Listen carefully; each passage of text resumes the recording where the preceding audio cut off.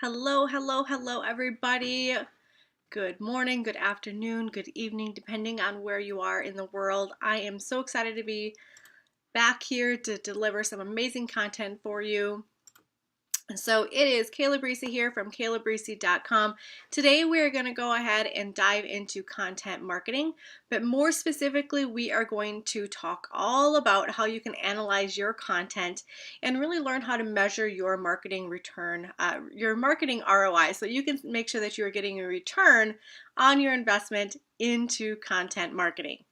So before we get started and discuss all of the details about analyzing your content and looking at how you can measure the ROI for your content, let's talk about what content marketing is, just in case there are any new people watching this video today and they're unsure really what content marketing is.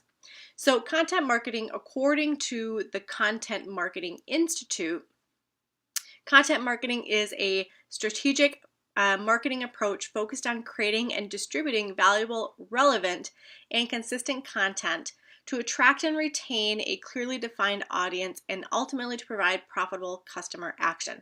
That is their definition. That is the best definition that I have found, so I always use that one to explain what content marketing is. So in a nutshell, content marketing is pretty much everything that you do in your business for the most part. So it comes to your lead magnets, it goes to your sales funnels, your live stream videos, you name it. We produce a lot of content as an entrepreneur and as a small business owner. So there are several benefits to utilizing content marketing as part of your marketing strategy. No matter if you're an entrepreneur or a small business owner, and no matter what industry that you're in, I firmly believe that everybody needs to utilize content marketing. So some of my favorite benefits for you, just to kind of give you an idea, are that it creates and builds awareness about your brand with your specific target audience. Okay, so it is unique to your target audience, your niche, who you are serving. Okay. The other thing it does is it drives traffic to your social media, to your website, to your email list, to your Facebook groups, what have you. It allows you to build trust with your target audience. It's going to generate leads for you that you ultimately are going to be able to convert, which is going to help you get that return on your investment of your time and your money with your content marketing. Okay? It's going to position you as a credible expert in your industry. And there's so many other benefits to that. In fact, I actually have an incredible link here for you guys. Let me drop it in here for you. While I was doing a little bit of research a while back, I came across this article, and let me drop this in here for you. There's this article here that I dropped in the comments for you that has, I want to say it was 25 benefits to content marketing. And as I was reading through it, they're really good. So feel free to take a look at that article that gives you a lot more benefits to the utilizing content marketing as part of your strategy. But the handful that I gave you are some of my favorite ones. Now, additionally, content marketing can be something that costs you very little amount in terms of an investment. Sometimes it could even potentially be free depending on what you have going on.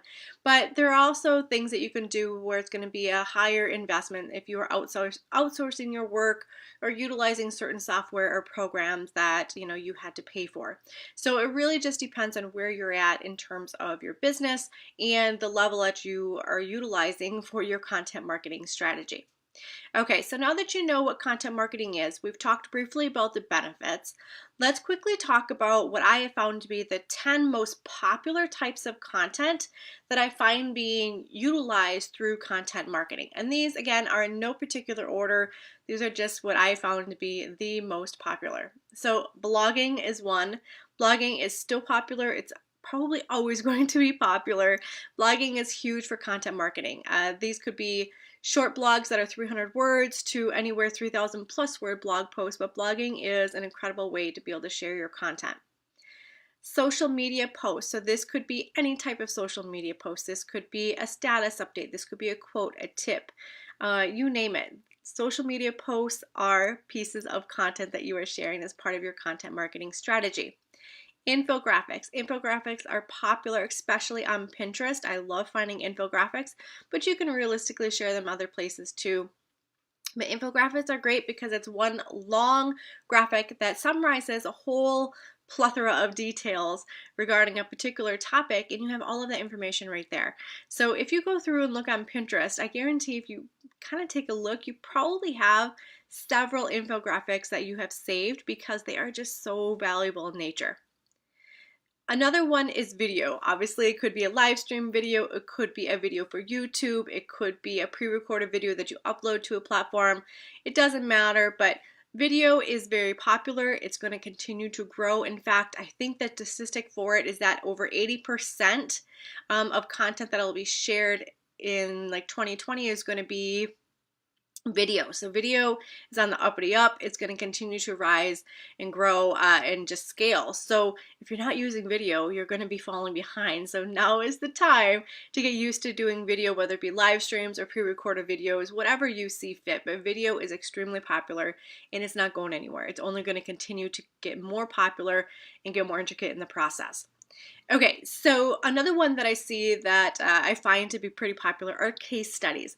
And the way that case studies work is that people want to see the behind the scenes. They want to see how you had a successful launch. They want to see behind the scenes of what you did for client A that got a $30,000 sales month by being like a brand new person in the industry, right?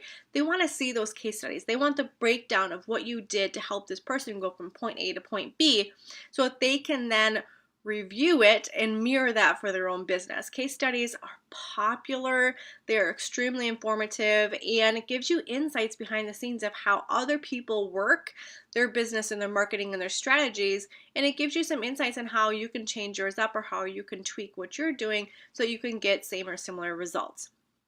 All right, ebooks are great. Ebooks, I see a lot that are being utilized.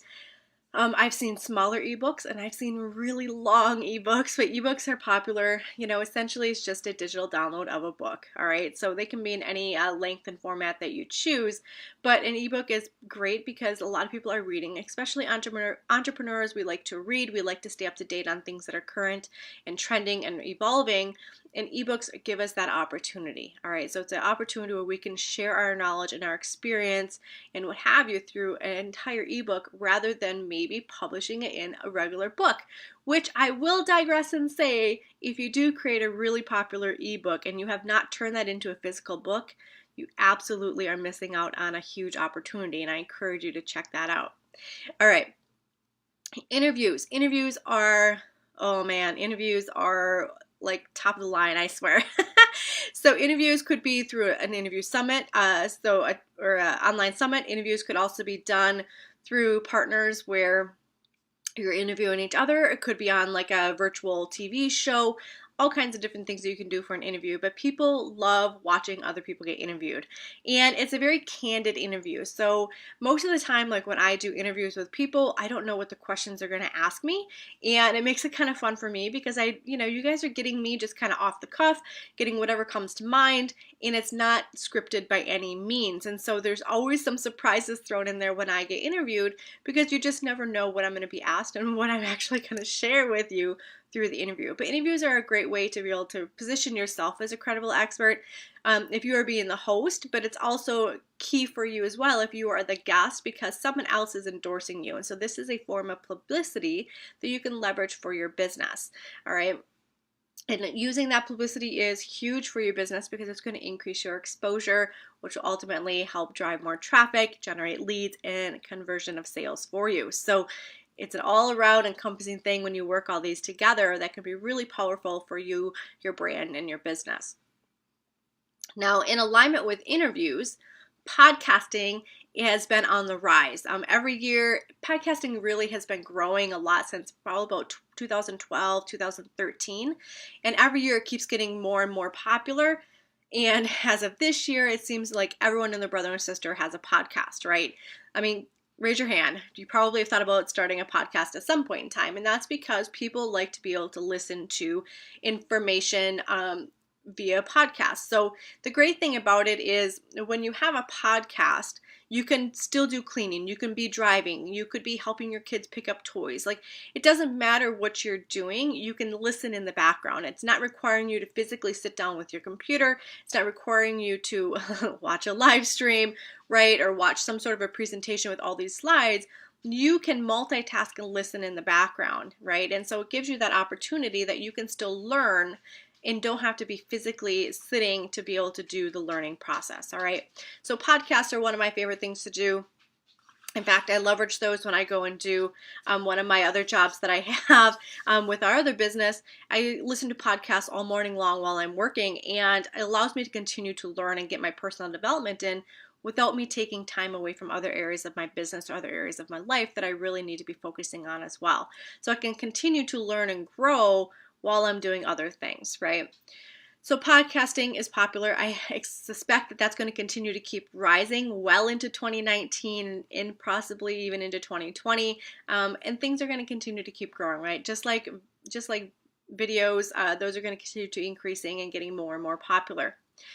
Let's see. So the other one that I see a lot that is also one of my favorites is online courses. Okay, so this could be a course through an email.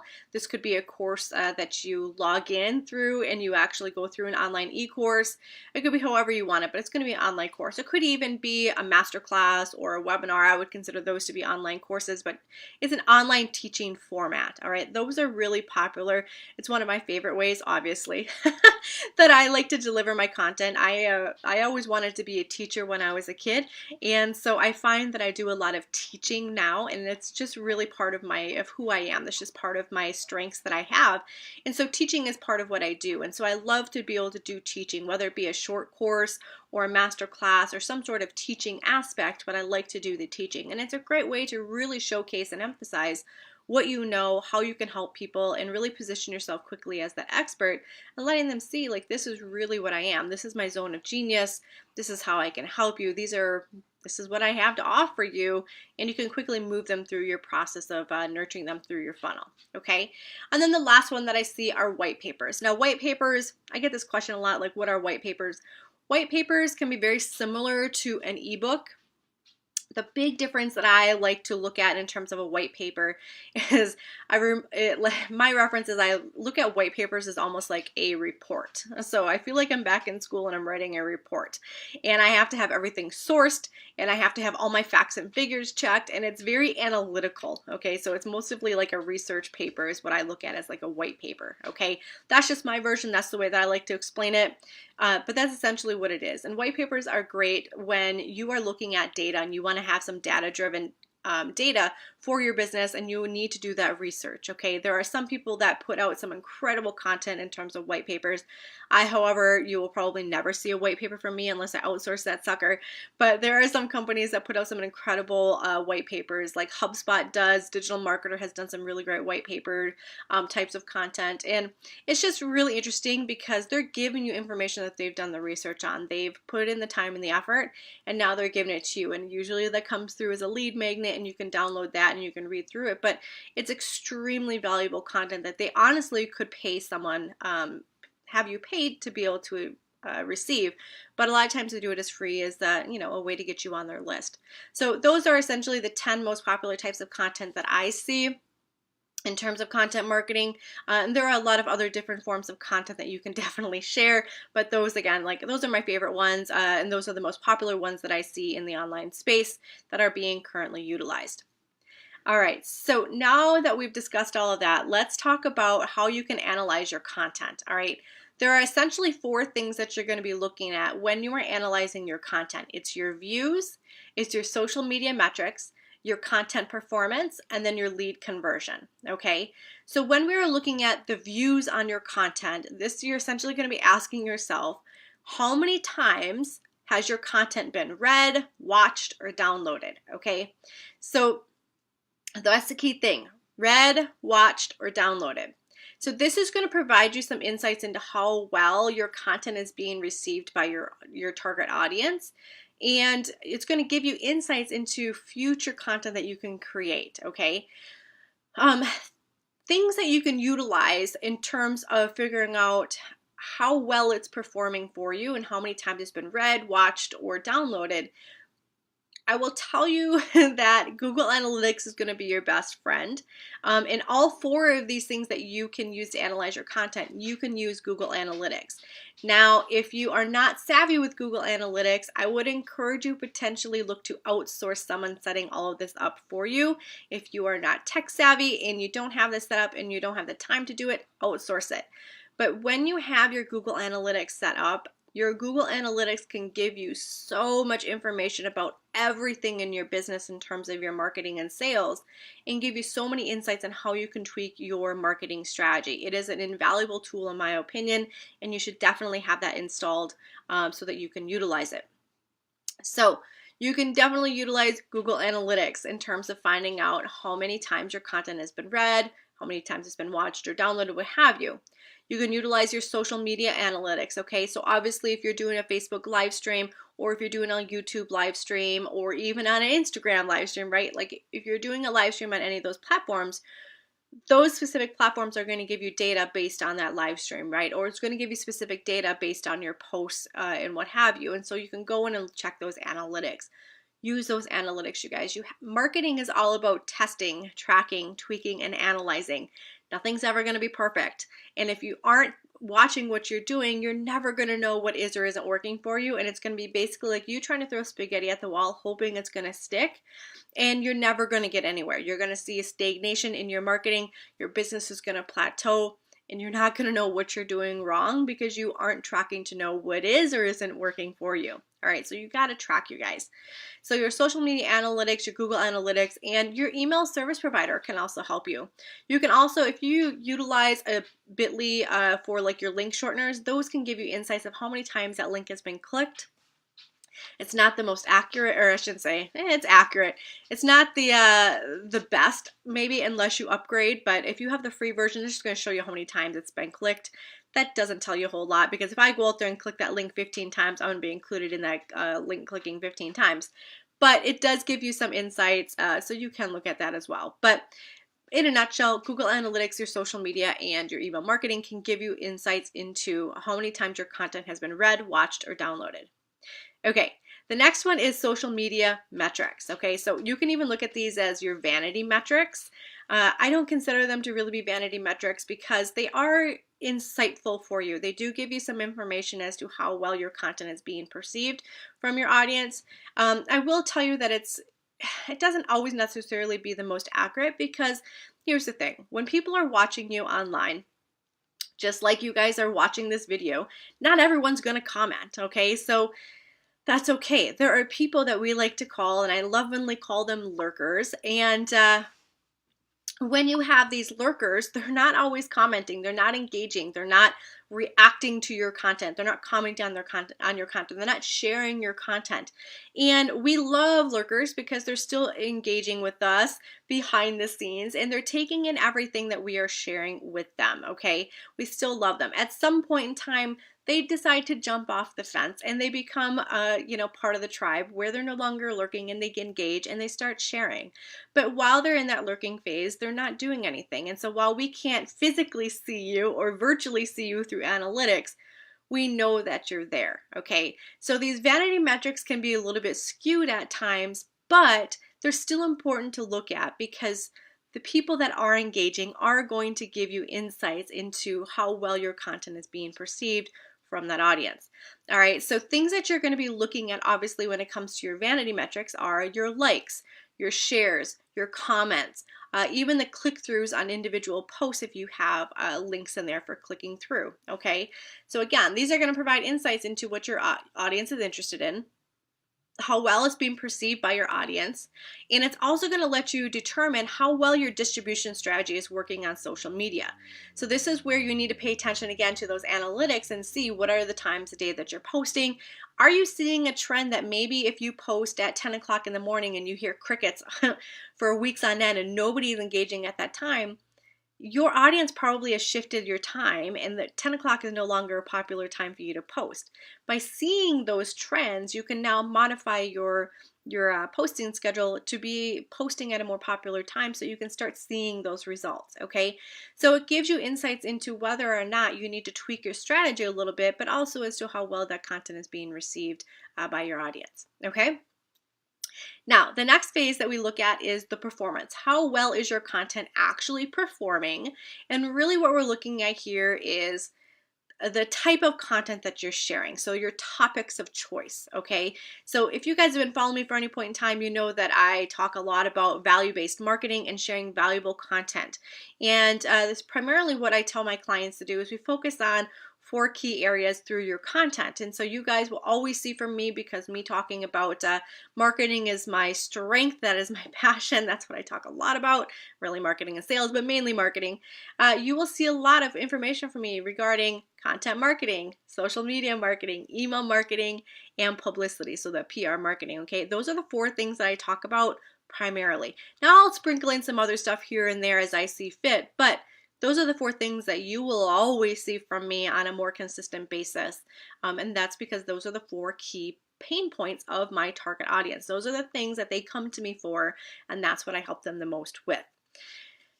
Okay, so when you're looking at the performance of your content and the specific topics that you are looking at and you're sharing with your audience, it's going to give you some insights again into what they're interested in. Is the topic being well received by them? Do they like it? Do they not like it? Is the length, or is it too long, too short, right? Is the length resonating with them? These are all going to give you insights into how to create more content in the future and let you know what types of content you can actually repurpose. All right, so we're all about working smarter here, not harder. I want you to repurpose your content like crazy. All right, repurposing is your friend. We don't want to work harder and have to create more and more content. So this is going to give you insights into what content you can repurpose. All right, and I'm going to give you guys and show you an example here of a content matrix that you can utilize as you are doing a content audit. All right, so you can do a content audit on a week-to-week basis. It's actually what I recommend so that you don't get bogged down and get really behind.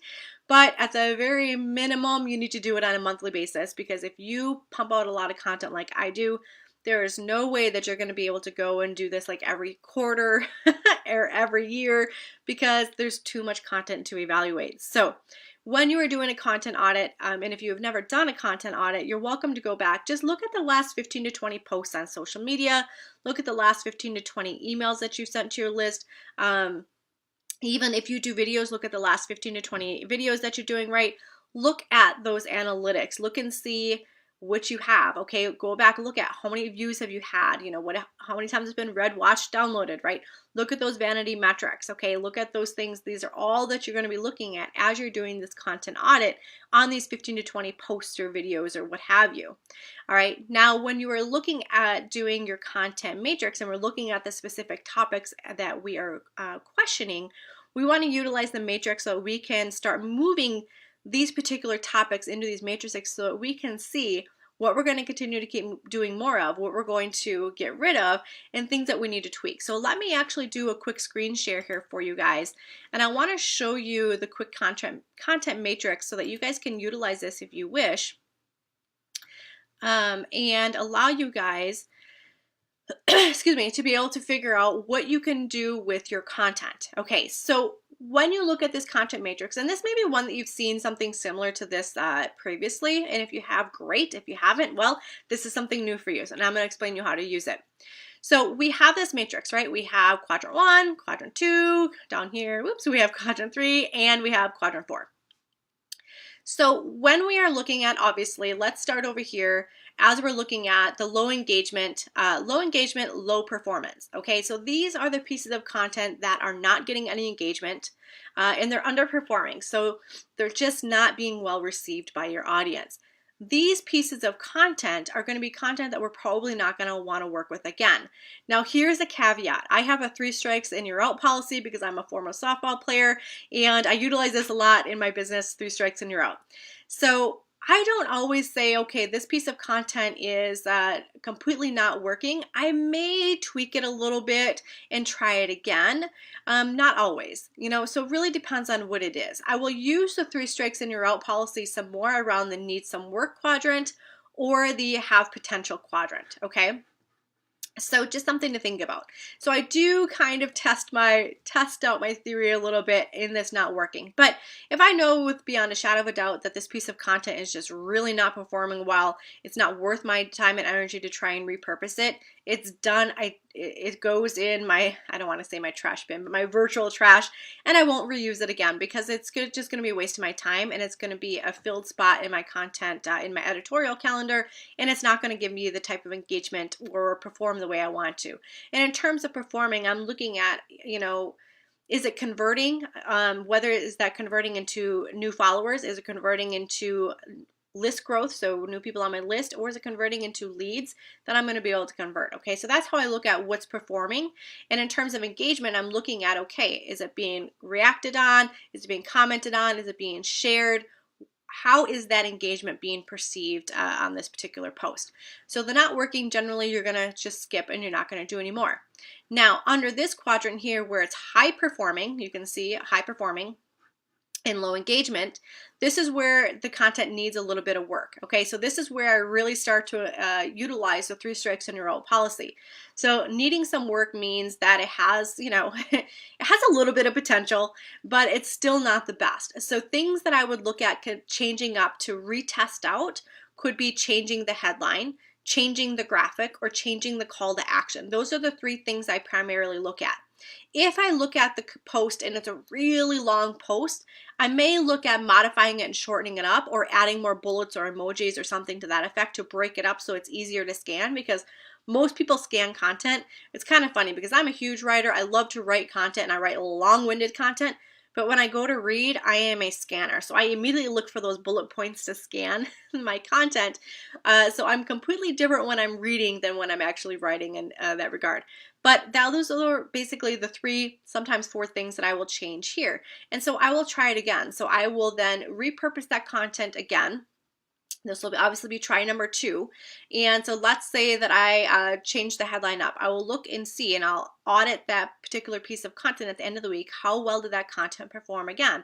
If it performed a little bit better, but it still didn't perform enough for me to move it into one of these upper quadrants, then I'm going to try it one more time and I'm going to tweak it again. So this is where I'll either tweak the graphic or the call to action probably, and see if one of those is going to change it. All right. If it's still not performing enough where I can move it into these upper quadrants, then it's one that I'm probably not going to repurpose and I will scrap it as well. So you have to kind of play around with it. It's not a real, like, this is it, this is the only thing you're going to have, and this is what you have to follow. You have to just be mindful of it. You have to kind of take a look at the situation, what you're reviewing, and really trust your gut on it, because sometimes it's not so black and white. You do have a little bit of gray area that you have to play around with a little bit sometimes. So that's what I typically do in the section where we're looking at needs a little bit of work. Now in your content, when you're up here and you're under the content that has potential, these are on the cusp of being high performing. So typically for these, it's like one small minor little tweak that needs to be done. They're low performing, but they have high engagement. All right, so they have a lot of engagement, but they're not performing in terms of generating the leads for you where they're converting those leads. Okay, so this is where you have to take a look at, okay, if they're high engagement, the call to action could potentially be the reason that it's a high engagement. It could also be that the headline is causing them to be a high engaged, right? So typically it could be one of the others. But usually when there's high engagement, it's usually a result because of the call to action is good, which means if it's low performing, then it could be the headline is underperforming. It's not really giving them enough of the oomph to get them to convert. It could also be the graphic that could be misleading, and it could also be the content that's in there. Maybe it's not as polished. Maybe there's some sections that you could modify just slightly by breaking up the content and shortening it up a little bit to be more impactful. Or you can expand on it a little bit so that you can make sure that they are fully aware of what they're actually getting, right? So there's some things you have to kind of play around with. But again, I utilize the 3 strikes and you're out policy here as well. I will modify and adjust one of those 4 key areas and test it out again to see how well it performs. And again, if it doesn't perform as well as I would like it, but it's better than it was previously, I will retest it again. And so this would be, if I'm retesting my content, I will recycle it back through probably the next month, because let's be honest, not everyone that's following you online sees every piece of content that you put out there, and they can't possibly read every piece of content that you share on every single platform. So I'll repurpose it. I will probably repurpose it again at maybe, usually I stick to the same time that I post it so that I'm consistent there. But you could potentially test it out at a different time that you normally would post that piece of content and see if that changes things up. But I like to try and keep everything the same so that I can really determine that it wasn't the time that changed it, that it was really more of me modifying the call to action, the headline, the graphic, or tweaking up the copy a little bit.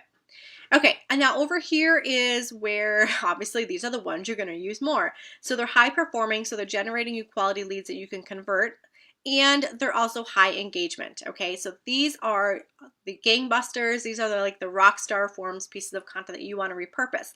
These hopefully are going to be evergreen content. So I encourage you to write as much evergreen content as you possibly can so you can repurpose it over and over and over.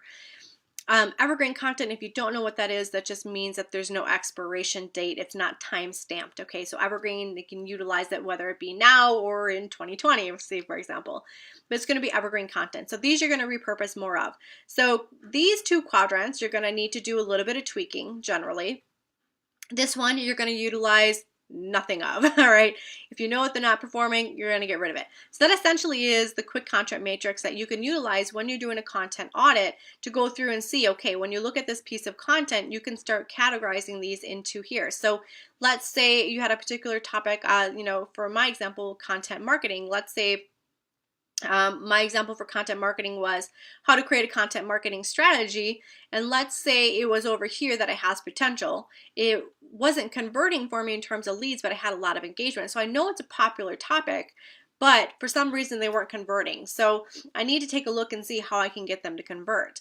And so that's going to be where I'm going to be looking at. And so I would write the topic of choice here under this particular quadrant. Okay. And so that's kind of how I do my content matrix and do my content audit so that I can see what topics are popular, and then, take the necessary notes that I need to so that I can modify whatever content I need to move forward. All right. Pretty simple. Well, pretty simple for me anyway, but hopefully you guys understand and that makes perfect sense for you guys as well. All right, so let me quick bounce back here and let's talk about your marketing ROI, okay? Actually, we got to go back. We need to talk about lead conversion. That is our 4th topic, which I forgot about. So we briefly talked about a little bit, but with your lead conversion, obviously you're looking at how well is your content converting, okay? I mean, that's really what it is. And so it's going to provide insights into how well your content is converting, how many leads that are being generated, how well it's being perceived, and it's going to help you develop future marketing strategies, depending on what you're looking at, but it could be your launch strategy, could be for your lead magnet, right? There's going to be different things depending on the pieces of content that you're utilizing, but it's going to help you develop different conversion strategies and marketing strategies for the future, all right? So again, for these, you can utilize your Google Analytics, your website analytics, your email marketing analytics. You can even utilize,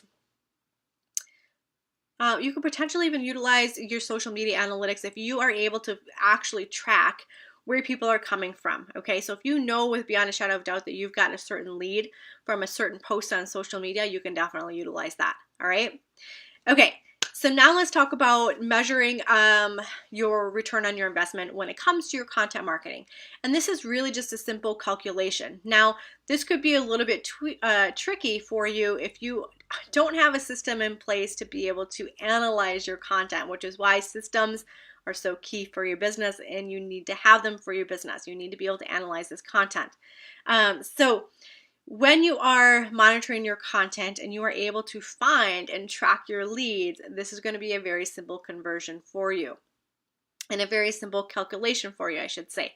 So when you are looking at measuring the return on your marketing, it's basically a 3-step process for you. Okay, so step 1, you're going to be looking at what are the expenses involved with you creating and sharing your content wherever you're sharing it, whether it be on social media, whether it be your email list, whether it be, on a video, whatever, wherever you're sharing it. But what are the expenses involved with creating and sharing that content? So things to consider could be images. It could be video, if you have certain video that you have. It could be anything audio related. It could be any outsource work. So if you outsource your work for content to be written, that's an expense.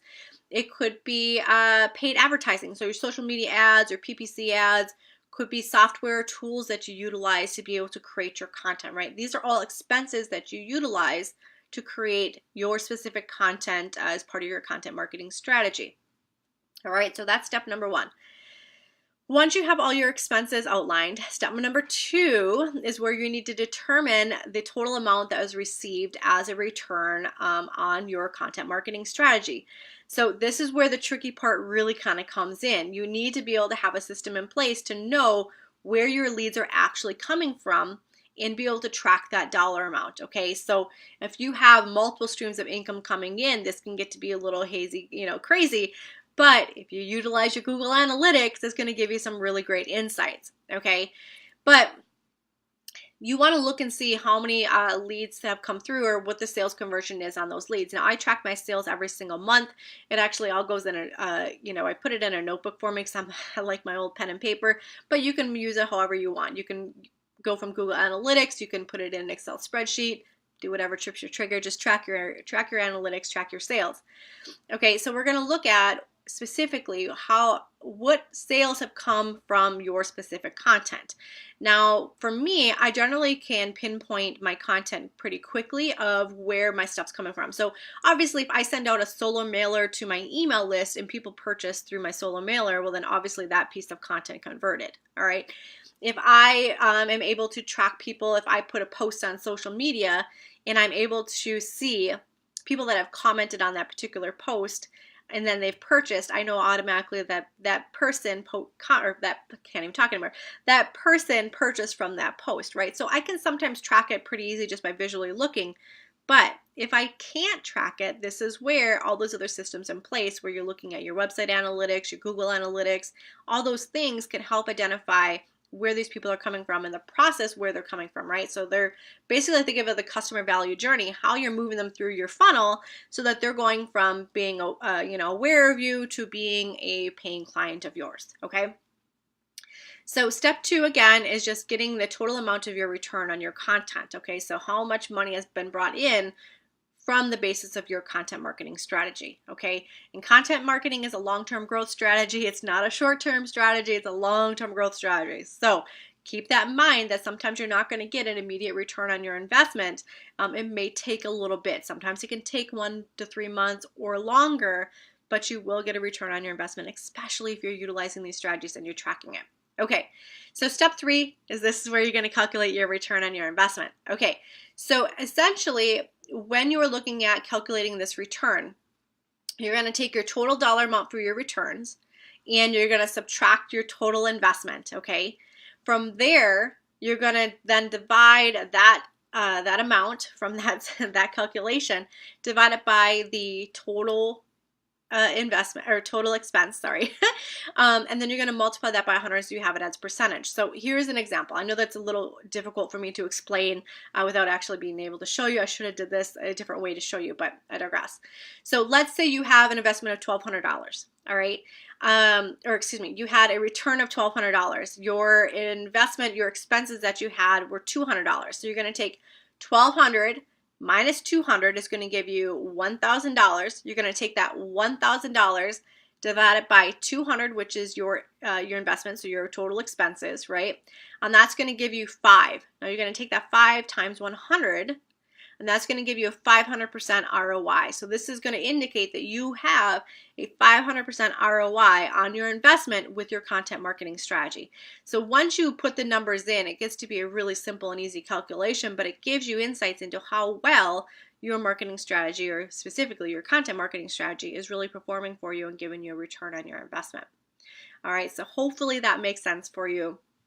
A simple calculation, but that is one quick, easy way for you to be able to determine how well your content is performing and is it actually providing you an ROI, and what is that ROI? Okay, we all want to have a return on investment, and most people look at a return on their investment as monetary. All right, so this is a calculation that you can utilize to see what is the monetary investment that you're receiving based on your time and your feedback and your investment that you have into your content marketing strategies.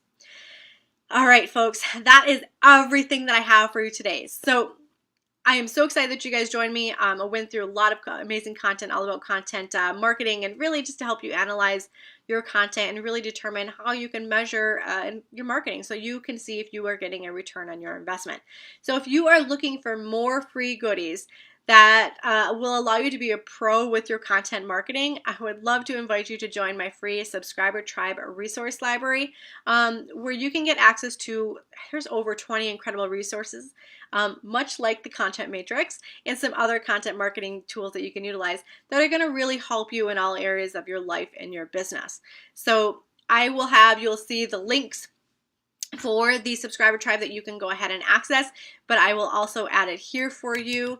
But feel free, if you are not already a member of the tribe, to go ahead and join us there. It is absolutely free. All you have to do is provide your name and your email, and you can grab access to that. So thank you guys again so much for joining us today. I really enjoyed talking with you, and have a great rest of your day. And until next time, I'll see you soon. Bye.